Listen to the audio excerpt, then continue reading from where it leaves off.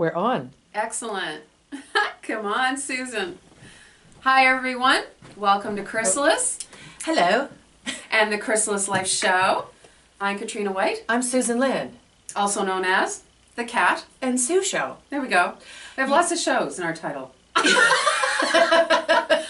deal with that later.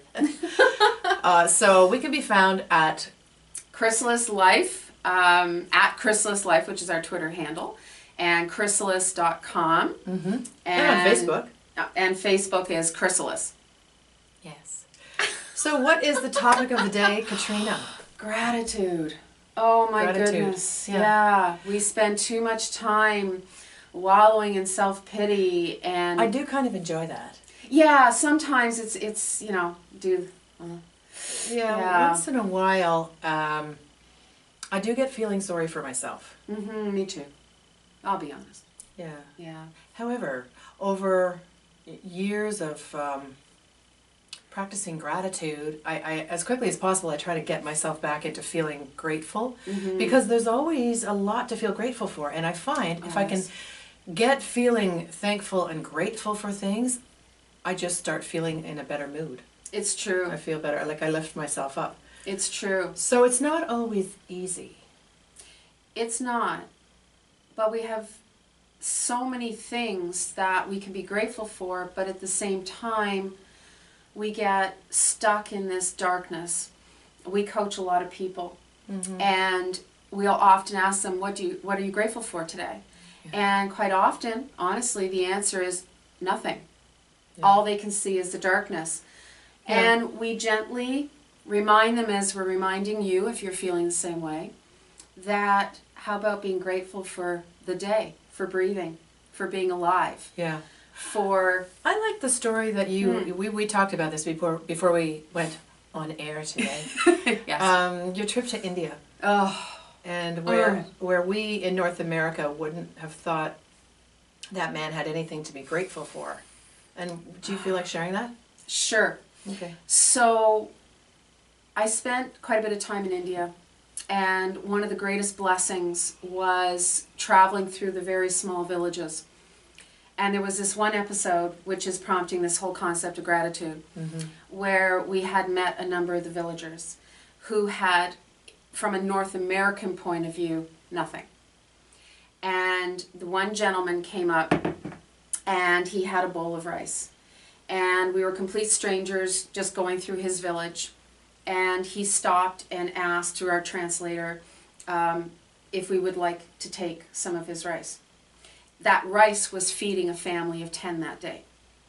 And of course, I was just like, whoa, and my whole sense and sensibility of being North American and looking at the poverty, not the abundance at that time.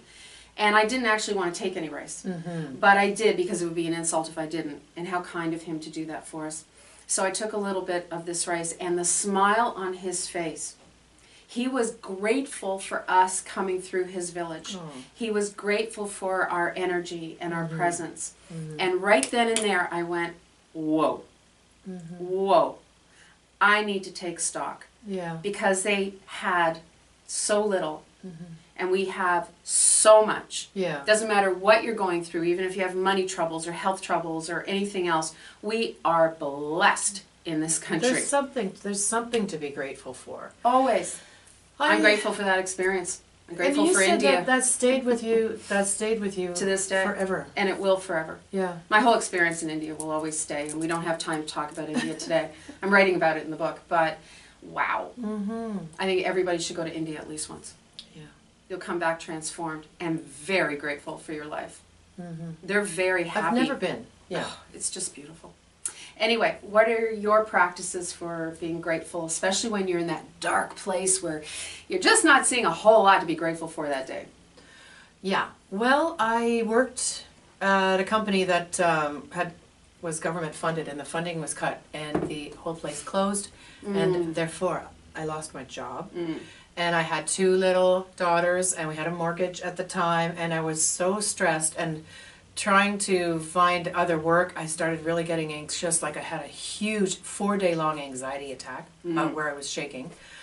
So I was very anxious and very worried and very low. And I realized that I needed to, and through reading books like Louise Hay, You Can Heal Your Life, I needed to start taking stock of what is there that I have that I can feel thankful for, that's going to help just make me feel a little bit more calm, help me build myself up, help me improve my mood. And I realized, well, if I really think about it, I'm happy to be alive. I'm blessed that I have my two beautiful daughters. And then I thought, you know, what about right from when you wake up in the morning? I go in and have a shower. This is drinking quality water that's heated to whatever temperature I want, that I just run over my body and it goes down the drain, and I can bathe in drinking quality heated water and whenever I want. And right there I thought, that how many people in the world can do that? And then I thought, well, I went out for a walk and I was grateful that the flowers were just so gorgeous there, giving me a boost. And I loved looking at the trees. And I thought, all they have to do is just be. And that's what their purpose is on the earth. And they're uplifting me. And I really connected with trees. And then I just started to see everything that I could feel grateful for. And then it made the fact I didn't have a job at the moment get into more perspective. Surely I was going to have another job, which I did down the road. And this really just helped me get through that. And that was actually, it turned out to be a whole year I was off work. And it was I was very anxiety ridden. And having said that, it really deepened me into these practices, which I have kept with me. It changed me, and I've kept these practices with me for my whole life. Amazing. Let's share a couple of the things that, like practical how-to on gratitudes, because it absolutely will help shift your mindset, and it's a dose of serotonin. Oh, it does. The happy chemical. It gives you a bit of endorphin that something is going well. So, well, when I'm lying in bed at night, I think back to the day and all the things that I am grateful for, all the nice things that happen, because of course all kinds of crappy things happen, and I just want to pick out what were the nice things, and that to me is an easier way to fall asleep. 100%. How about you? What practice do you have? Twice a day. Okay. So as I wake up, I will identify what am I grateful for, even for being alive. It's a good thing. And then as I'm going to bed, I have a journal. It's actually a gratitude journal specifically just for that. And I write at least 3 to 5 things, because I always can find 3 to 5 things every day. Isn't it? Every day. Yeah. And it can be very different every day. And sometimes they're the same thing, and that's okay. There's no right or wrong about gratitude. Yeah. And I write down exactly what I've been grateful for. And then as I'm falling asleep, I kind of repeat them. Because it's the last thing that is going into my conscious, into my subconscious as I'm sleeping. Yeah. Instead of, what am I worried about? You know, what's happening tomorrow? Will my son be okay? Will this be okay? Da da da. I end my day in my happy place. So I'm going to throw something out here. Sure. Would you say that gratitude or happiness is a discipline? Yes. And then it becomes just a way of being. So if you're not used to practicing or thinking from a grateful place, right? Yeah.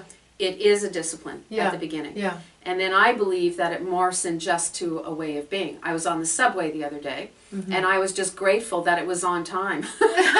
You see? Yay! There you go. Thank you. Thank you, our transit system. So does that feel like a wrap today? That feels like a wrap. Do your thing, Sue. And scene. We love you.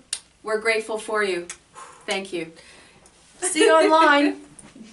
See you next time.